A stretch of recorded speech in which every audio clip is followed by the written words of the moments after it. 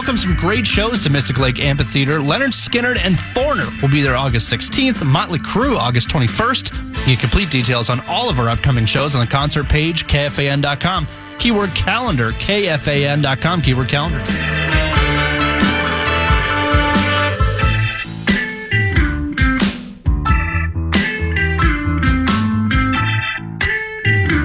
Horton is coming up at the bottom of the hour. Jonny Athletic is in our Target Center Cage location. Let's go.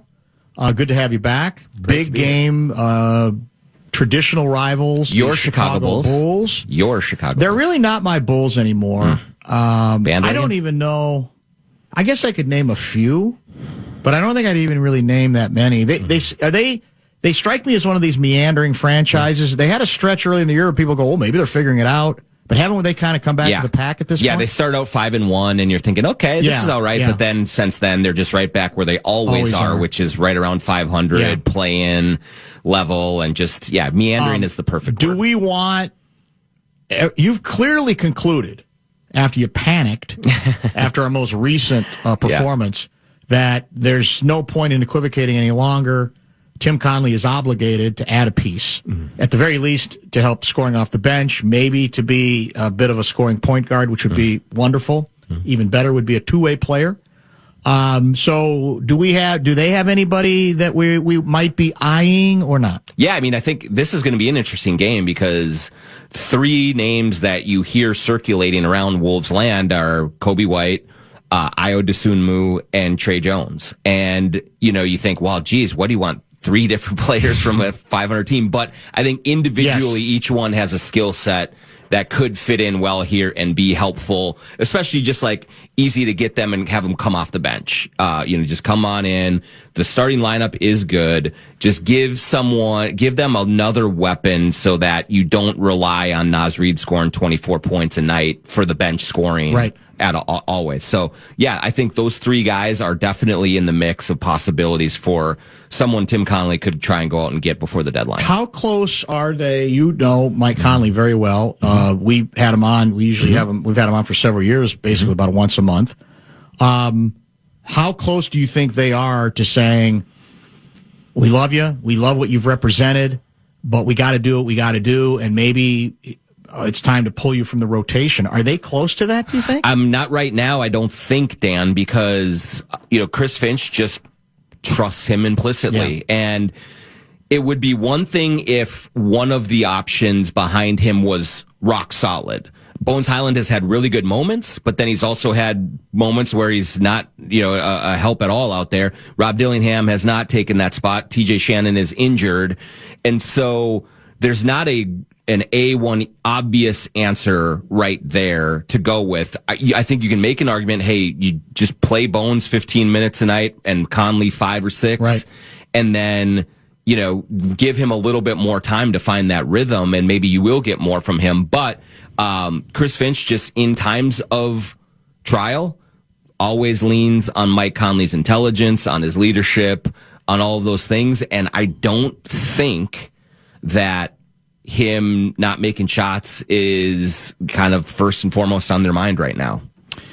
Do we have any interest in reacquiring Karl Anthony Towns? Because it appears he might be available at a cheap price. Now, cheap is relative because you got to match up salaries, but my God, he's become, I sense, like public enemy number one for the Knicks' recent slump. He has. It's gotten really ugly there in New York. I mean, they won, last night, I think it was by 50. So maybe that calms that things down just a little bit, but they were 2-9 before that. And it does seem like he is the lightning rod for all of the criticism. Well, I watched so many of his games, and he certainly has his faults and his responsibilities, but there are plenty of other guys on that roster that are underperforming as well. And so I and he may think it's a little unfair, but that's the way that the wind is blowing right now. And so it's a sticky situation there right now. And there's already reports of him maybe being traded.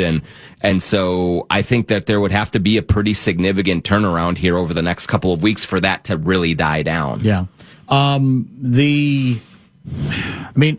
There are other players on other teams that when one would assume Tim Conley is kicking the tires. Sure. Right? Yes. So if we assume that we're not all that interested in any of the massive names, and you can tell me whether maybe we are more than I think, then it's going to be a subtle move, right? It would be a player that maybe isn't quite as well known, but who might add to the depth, might give you, at the very least, a scorer off the bench.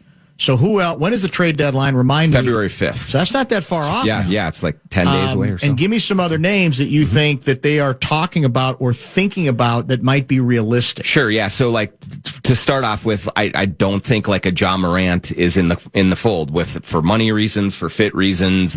I would be surprised. I will say this.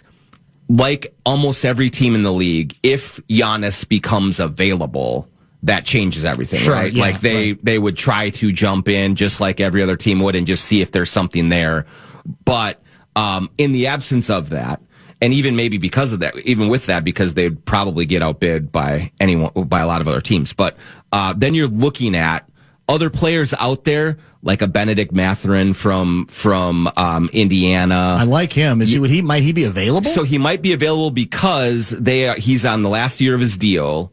And so you have to re-sign him, and the Pacers might just be moving on from him in that way. So you look at a guy like that. I do think like there's a possibility if they can't get anything else done, maybe a Tyus Jones, if kind of plan D or E. Right. A lot of people have asked about Malik Monk. I don't think that is an option right now, but maybe Keon Ellis is another player on the Kings that would give defense and hustle and provide a role. There's a lot of guys that are out there that are sort of the wing guard type of player that would be, again, bench players. Like when they make the deal, you wouldn't be like, oh my gosh, here it is, missing piece.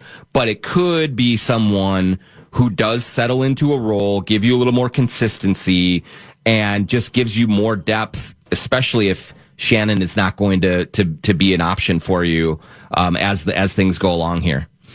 Let's revisit Nikhil. So when we look back, because he's obviously been very good in Atlanta, the assumption I think we all had at the time was, well, something's got to give. You can't bring all these guys back. As we look back on it now, is that true? Or was there, in your mind, a way to finesse it? Did they not maybe fully appreciate what he represented, especially given that really no one has been there to replace him? Yeah, I would say that it is true that they had to choose between the three, between Julius, Naz Reid, and Nikhil. They had to choose one to go. And so none of that has really changed, even though Nikhil has been great in Atlanta. The belief at the time, which I think was very logical, was we have Terrence Shannon Jr., you have Rob Dillingham, you have young guys that you want to give a chance to play. Right. And so that's the life cycle in this new era, is you're going to have guys that develop, and some of them are going to price themselves out, and you have to say goodbye. And if good organizations will have guys behind them ready to come in and play. The problem for them has been not so much that Nikhil is what he is in Atlanta. It's that none of these guys have emerged, because Julius Randle's been a really good player for most of the season. Naz Reid has been a very good player in the Sixth Man of the Year conversation. So you can't say they chose the wrong guy necessarily, but it stands out because no one has wing was up. Where they were deepest, and at least where we thought, and those guys have not stepped up for multiple reasons, and that is why it looks tougher right now in the grand scheme of things. All right, let's get a quick pause in. We got another segment with Jonny. We've got Alan Horton coming up from our location here at Target Center Skyway spot at 4:30. When we come back, we'll find out how angry the head coach, Chris Finch, is at Jonny Athletic. We'll get to that and some other things next here in the Fan. Before we go, the Fan wants to give you a shot to win bonus box, the National Cash Contest at KFAN.com. The keyword pay, KFAN.com, keyword pay. Yeah. If you want to chime in what's happening in your favorite KFAN shows, you can. It's really easy. You just make your voice heard on the Bradshaw and Bryant KFAN text line. Let us know what you have to say by texting your message to 64686. That's 64686 to enter text message and data rates apply.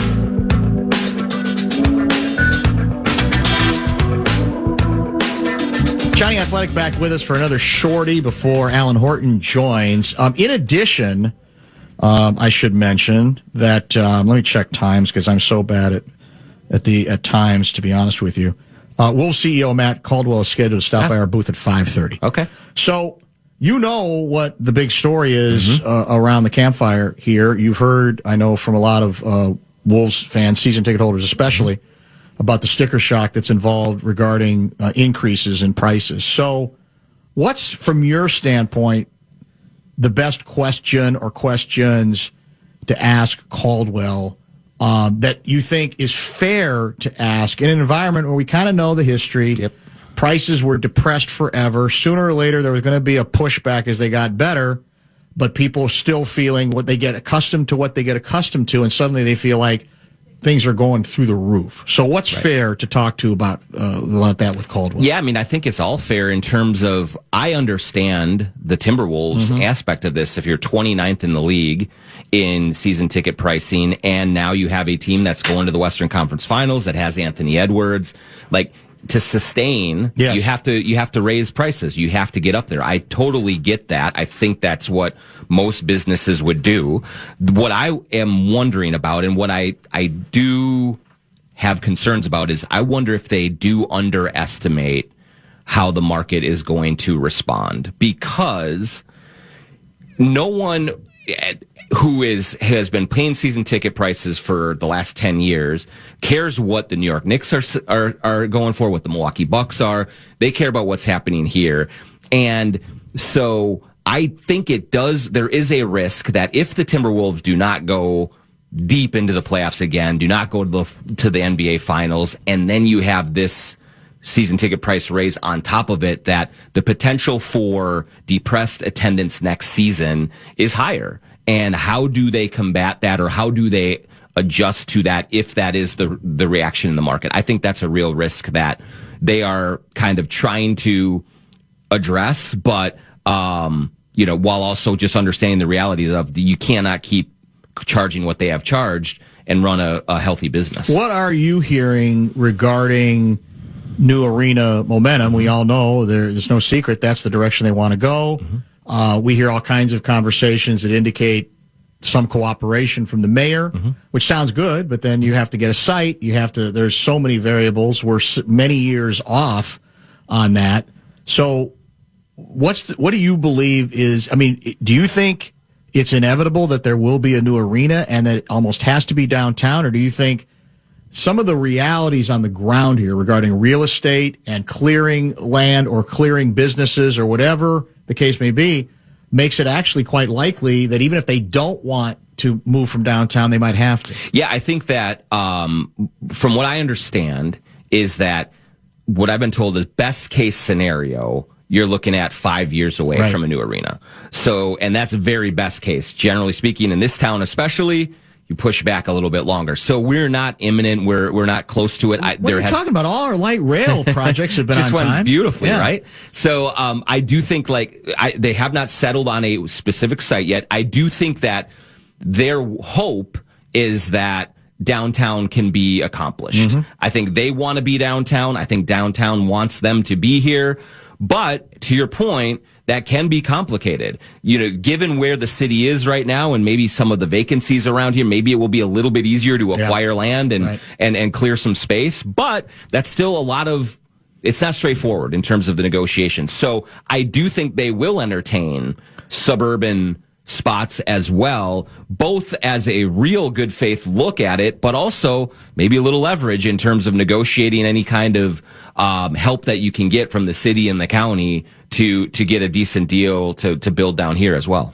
We have now officially new ownership. They make the Caldwell hire, a highly regarded individual, great deal of success in Florida. So what stands out to you, if any, the biggest difference in direction, shift in direction that represents the new era as opposed to the Glenn Taylor era being the majority owner? I do think that there is ambition in sort of what they want to do, both with the arena, kind of with stuff within the team, the Garnett stuff, getting that done. They want to do big things. Whether they're able to accomplish all of that we'll kind of see how it plays out. But Glenn Taylor's operation was much more of a go along to get along approach. Like, hey, this is working. We're making some money. Right. We don't need to kind of reinvent the wheel. I think that this new ownership group is trying to reinvent the entire organization, and that includes, TV broadcasts, that includes arena, that includes so many of like the business of basketball things around it, that Glenn was just kind of more of like, this is fine. This is fine. These guys are trying to deal with major issues, including the FanDuel thing. And so they have a lot more existential things that they're dealing with than Glenn Taylor did beforehand. So it's just there's a lot more going on, I would say, than there would have been had Glenn Taylor held on to it. As I mentioned, we'll talk plenty of Wolves with Caldwell, and then we'll also talk with Alan Horton as well. So the update that broke very late in the show yesterday is that Brian Flores has agreed to terms if he remains defensive coordinator, which is a kind of an important hurdle, given many of you jackals had suggested there was a chance he was going to go even if he didn't get a head coaching job. Now, that's still the open question. Obviously, they're not going to stand in his way if he gets a head coaching job. But I would assume you'd view this as an important announcement in that if we're going to have a chance to keep him because he doesn't get a coaching job, this is not one of the challenges we're going to have to worry about messing with that we didn't really want to mess with. He will be back here running the defense. Definitely a huge positive for the Vikings to be able to get this thing taken care of. And like I said on your show, that got a lot of attention. I do believe there was a real chance of him going elsewhere. He interviewed for another defensive coordinator position in Washington, so he was at least considering it. Was it all a leverage play? I don't think it was entirely a leverage play at all. I think that he was just kind of looking at what else was out there. But everyone got together and figured it out and got him back under the umbrella, at least shows that that Flores was in, that they were in with Flores, absent of him getting a head coaching job. So to get that part taken care of, it's a major, I think it's that and quarterback are the two biggest things that need to happen. So you check one of those boxes, that's a big thing for the organization. Yeah, there's no question about that. What do we got? We got Bulls tonight. We have any interesting matchups soon? Warriors come on Saturday and Monday, and that's no buckets. Play this time. Yeah, he will a good excuse this time to not be here for that. But anytime that Steph is in the building, that's always a good thing. So right now, it does. Their schedule lightens up. It's been really challenging the last couple of weeks, and so now is the time for them to start making some hay. Yeah. 3 losses in a row. The Utah loss was terrible. But if they can bounce back and beat Chicago and beat Golden State a couple of times, I think that will flush some of that and will help them kind of climb back up. So there's an opportunity to make up some ground here. You and the head coach on speaking terms. You went after him pretty hard regarding his lineup starting the fourth quarter, speaking of that Utah game. Yeah, hey, that's part of the job, though, right? I mean, I don't think he had a good night. Just kind of coaching the team and with the lineup that he put out there.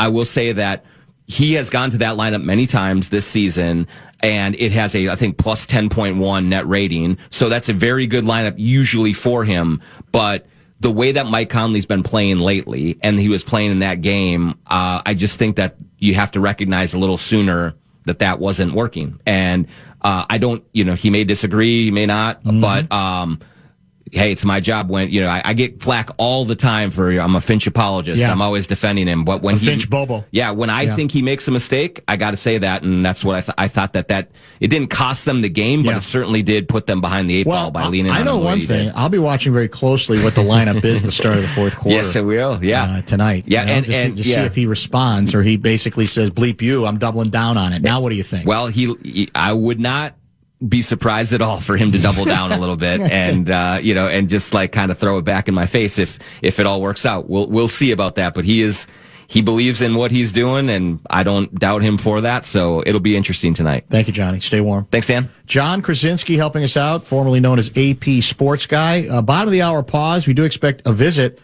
with the radio voice and TV voice, often, of the Minnesota Timberwolves, Alan Horton. We'll talk to Wolves CEO guy about 5:30. Top 5 at 5 yet to come as well. Don't go away. Spend an evening with Jeff Foxworthy, known for his signature "You Might Be a Redneck" jokes. Don't miss out when the Grammy-nominated legend takes the stage Treasure Island Event Center March 14th. So your tickets today, TICasino.com, TICasino.com.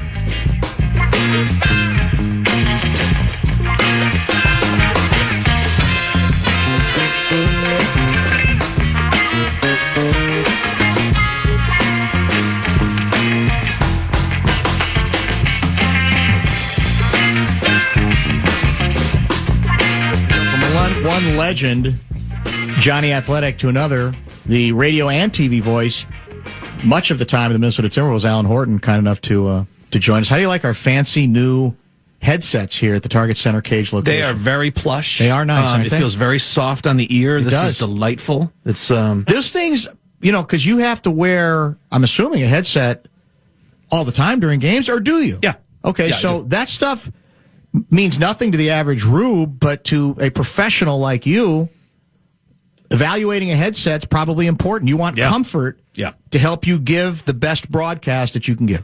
Comfort and quality so that you can really hear yourself well. Yeah. And the older the headphones and microphones are, some people like the stand-up stick mic to hold. I like to have my hands free, so I like that mic that comes around from your ear, and that way I can get to my computer, my boards, all that kind of stuff. Are you as deaf as many of us who've had to put a headset on for year after year, or you do okay? Do you keep the volume low for that purpose? I don't know if it's low or not. It's just a comfortable level for me. I know I'm ahead of the game than sitting in an arena, which I think is too loud. I find all the bells and whistles becoming too loud. A little much, and so I think having the headset on has actually saved me over the last 20 years. I hadn't thought of it that way. I guess that could be, because it's that's the rule now, right? You have to have constant interaction with your audience. You can't trust them to just be every arena. Every arena, all music all the time during play, during the whistles, everything. Well, isn't that the biggest change? Is when did it start going where during play we're going to have a bass beat, or we're going to play this song, or we're going to play that song? When did that kick in? That's a great question. I mean, it's like I said, it's throughout the league now. Almost 100% of the time, you just can't have any downtime where you just maybe pump in the effects like the sneakers and stuff. I mean, that's what's so great about radio and TV is you can hear those effects. You can hear the players barking at one another. You can hear the coach yell at the official. Sometimes not to their liking, but it's a great way to bring people in that I think we miss when people are in the arena. They see it going on, but this stunned me years ago. So I haven't had a chance to go to an NBA game in a long time, but in Portland, a couple of years ago, I had a friend there and we knew some people. We got down close, like 3 rows away on the baseline. It was the closest I've ever sat, but I couldn't hear anything. And I'm like, wait, where are they squeaking? Where's the effects? I can't hear the ball go through the net. Right. I see guys' mouths moving, but I can't hear any words. Yeah. And that was being 3 rows away. That's interesting. And so that's one thing I love about, I've always loved about sports on the radio. Yes. Whether it's the NFL, the sounds. Hearing the quarterback barking the signals, it is fantastic. I can't get enough of that stuff. Sometimes we'll lay out during free throws because sometimes those guys they use that as an opportunity to yell at each other, and sometimes it gets a little salty. But the FCC, I pass along the fines to the appropriate people. I figure that you're used to that at this point. All right, so we've not chatted in a while. What are we, halfway through the season? Past that? Past the halfway point. Past the halfway point. So if someone is a casual fan that during football season doesn't follow this team as closely, give me the Alan Horton summary about how you would sum up the Wolves season to this point. I would say before the Utah game the other night, the Wolves would have been in 4th place. Yeah. They won that game. That was a costly loss for a lot of reasons, but also you drop from 4th to 7th in the standings, even though it's very tight and there's still only a half game out of 4th. Right. But say they're in 4th place, you're right where you want to be. You want to be a top 4 seed. It is on a similar type path to what we saw last season. I think the year before was the elite level that the Wolves were at. They were battling with OKC and Denver for that 1st, 2nd, or 3rd seed. But on a very similar path to last year. And for a good majority of the season, you're seeing a lot of the things that that the Wolves were able to do last year and get to the Western Conference Finals, which, especially when you beat Oklahoma City, and you I haven't beaten Denver this year, but the game on Christmas was an exceptional game. Yes, it was. So I think it's been a really good start to the season, especially with the track record they've built over the last 2 years. The biggest change, obviously, is the decisions made, really, I think, almost on the eve of the season.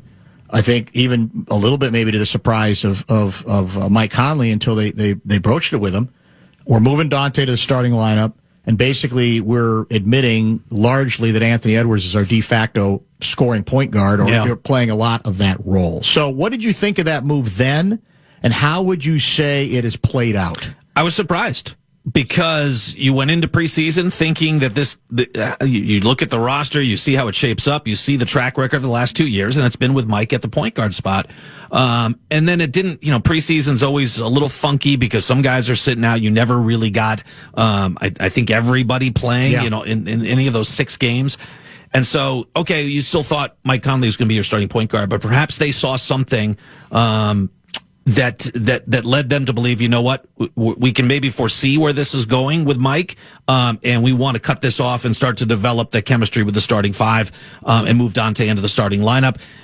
Like you said, you're without a true point guard there, but Anthony Edwards is just, he's raised his game in so many other levels. There's no reason to think he can't handle even more and have the ball in his hands more. We've seen him take that next step in clutch time too, where he's just been so elite this year. He just continues to improve every single year. And if you were to chart it on a graph, I think it's this straight line moving upwards. It's really quite amazing how special he is. But the starting lineup was a change and a shock, I think, to start.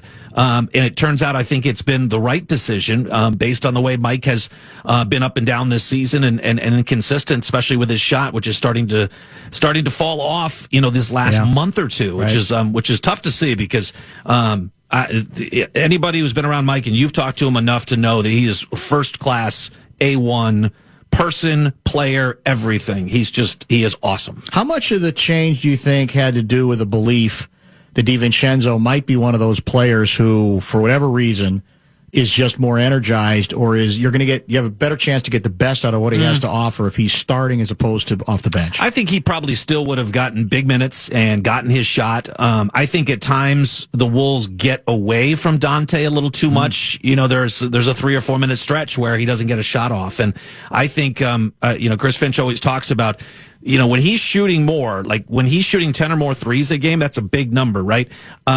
But when he does, he shoots about 45% on those shots. And it obviously ties into you're shooting it well, you're getting more shots, you're getting more minutes, all of that. But I still think he could have come off the bench and still gotten up he would have still played big minutes.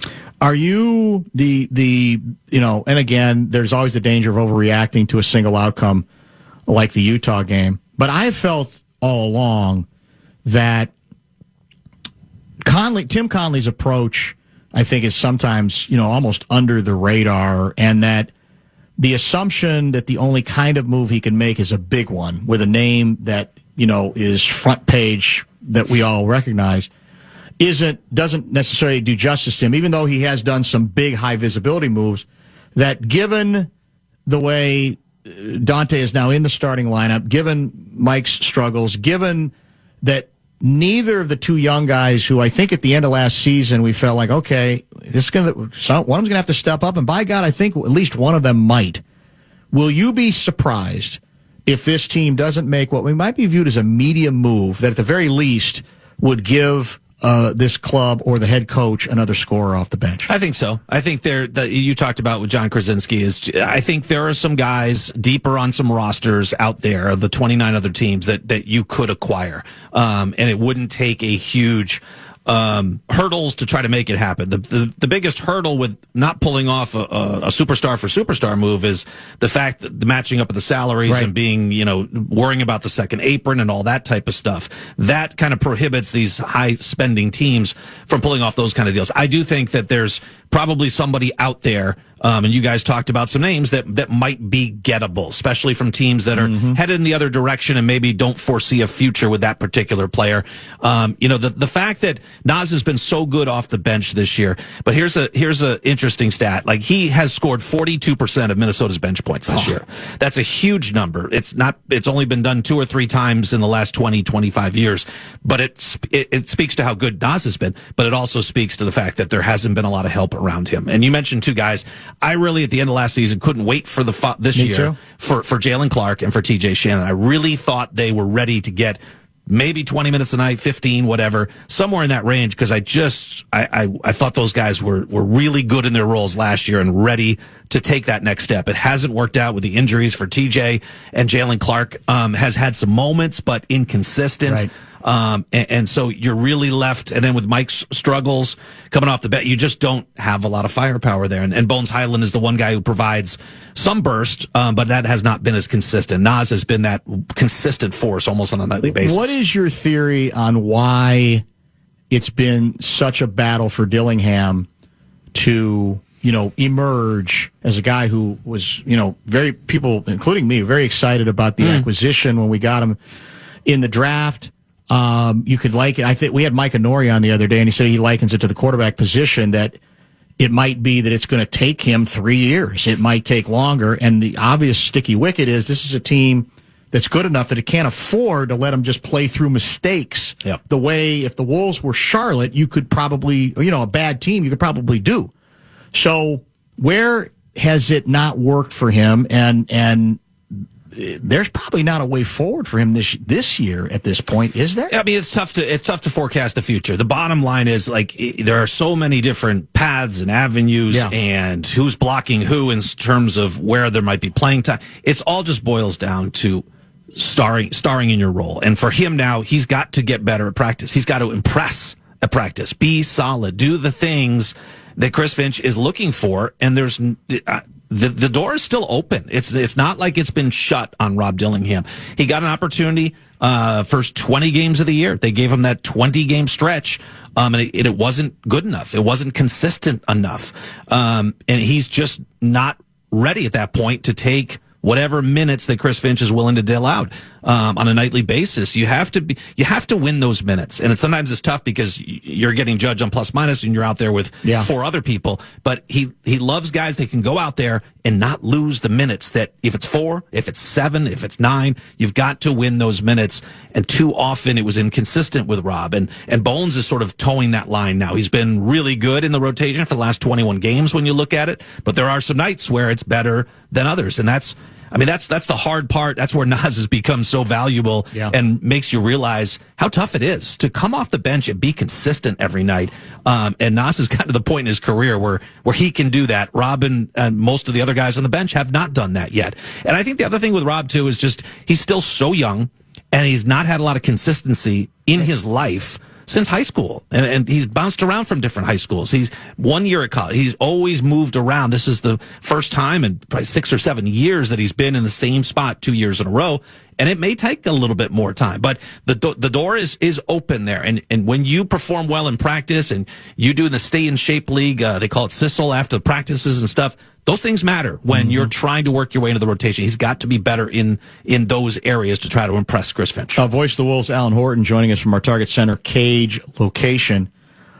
Give me your sense of the Western Conference landscape, because we had, was it 2 weeks ago? I think we had Tom Crean on, and he, towards the end of our discussion, he gave us a kind of a tantalizing observation where which I didn't really delve into because, frankly, we were up against the clock at that point. But he seemed to open the door to a belief that maybe the Western Conference is always good, but maybe that it's not quite the meat grinder, that there might be more of an opening than people assume. Do you see that? Do you view the Western Conference any differently now than you did at the start of the season? I think I do, because I think the struggles the quote unquote struggles of Oklahoma City, they went 500 during a 10-game stretch.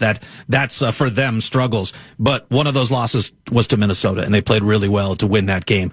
And they've matched up well against San Antonio. Those last 2 games against the Spurs have been, those fourth quarters are as good as it gets with superstars for each side.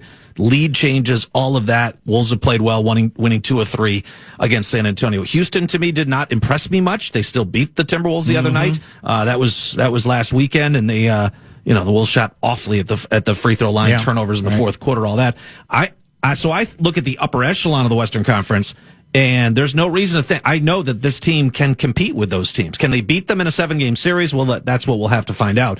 So I do think is more open than that. I really thought OKC was going to be the runaway with the West, and they may, they're up comfortably on San Antonio now, but I think they might be vulnerable. And Jalen Williams' injury situation, that's been big for them.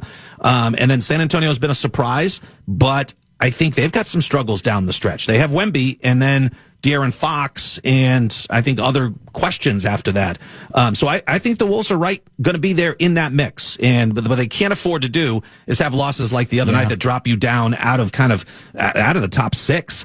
And that's where Chris Finch has been so good through the years. I was just looking this up this afternoon. Is that the Wolves have lost 3 in a row? They've only lost one. They only had one 4-game losing streak in the last 4 years. From January of 22 to January of 26, one 4-game losing streak. It's a weird way of looking at it, but when you don't have losing streaks, you don't lose games, obviously. Correct. But it's not about the win streaks. Sometimes I think it's about the losing streaks that you don't have that create the winning. You just don't have those stretches where you're dropping 5, 6, 7, 8 games in a row. So this team has always responded really well. They had a long film session today at shoot around, and I imagine a lot of video was shown not only of the Chicago Bulls, the opponent tonight, but that loss to Utah, because that's a loss that can't happen. I can tell you that I've been around here since the beginning of this team's history, and there were many Wolves teams that would kill to just lose 4 games in a row. Right.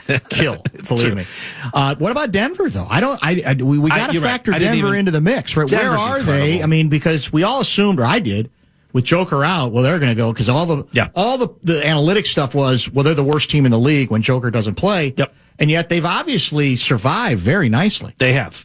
They've been amazing. And kudos to David Adelman and some of the guys they've developed that played a lot last year. I think have benefited from last season in starring in sort of an abbreviated role, because Wolves fans, I know they get these losses to bad teams, kind of just like, man, why does it keep happening to us? It's not just us. Almost every team in the league, even the Thunder, who earlier in the year had their only loss on the road in Portland. Didn't make a lot of sense. Right.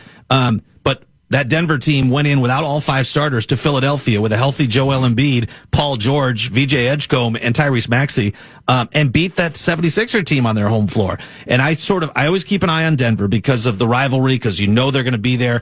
And I've kind of been, hate watching them, hoping they'd lose. And they won that game. Then I watched the next game in Boston. They went in Boston and beat the Celtics. And they went 6-3. I don't know what they've done the last couple of games. I think they split, but they've been able to stay afloat. And now Joker is going to come back at some point here in the next couple of weeks, and they're going to be right in the mix again. You're good with numbers, so maybe you can confirm this or tell me it's more eye test than numbers. My sense of watching the league, you were talking about variance and how, we get exasperated with the range of performances seemingly almost impossible on both ends of the spectrum. My sense of it is we're seeing more and more of that around the league with other good teams as well. A, is that true? B, what's that about? Do you have a theory about it? Are you talking about in terms of blowing leads or losing on both sides? Beating somebody by 27 and turning around and losing to a bad team by 32, that kind of thing, or 22.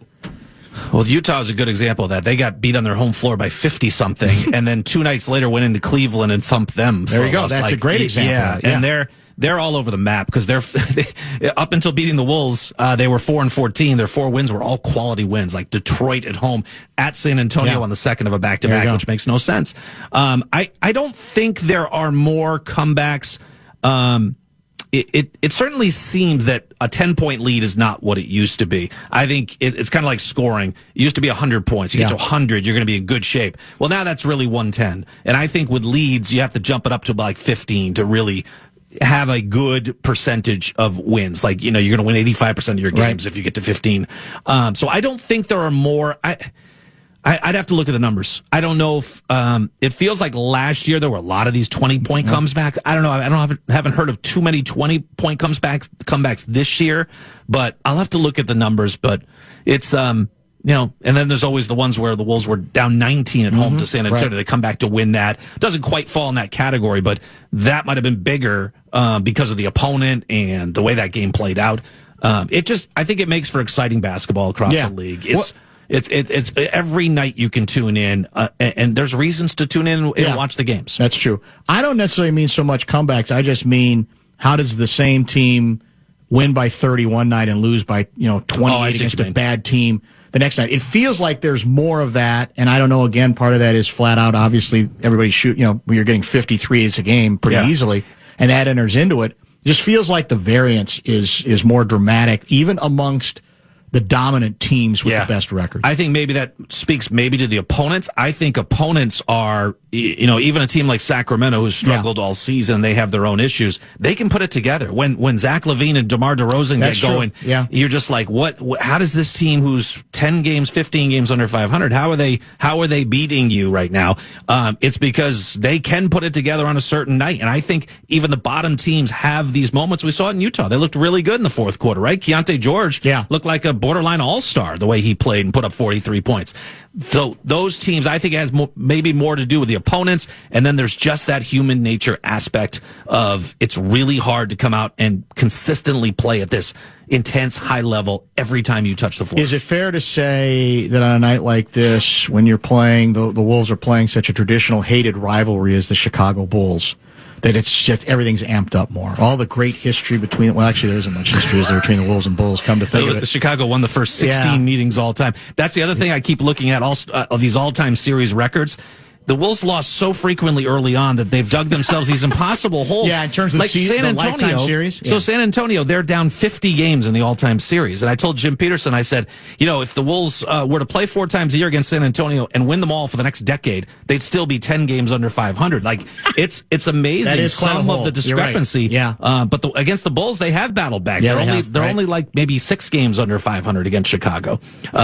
So actually a chance. Yeah. Yeah, so we're on the right path. We're at least closer in this case. Yeah, no doubt. Good to see you. Have a great call tonight. Great to see you. We'll definitely be in touch more as we get closer and closer into the heart of the season. Great. Dan, appreciate it as always. Appreciate you. Alan Horton, radio and TV voice of your Minnesota Timberwolves. The original plan was Wolves CEO Matt Caldwell was going to join us about 5:30. He's already outside our cage location, so it sounds like we're going to move some things up. We'll get to top 5 at 5, maybe eventually with Guardsy as well. But when we come back, we'll talk about ticket prices. We'll talk about arenas. We'll talk about all kinds of stuff with the relatively new Wolves CEO. That's next here in the Fan.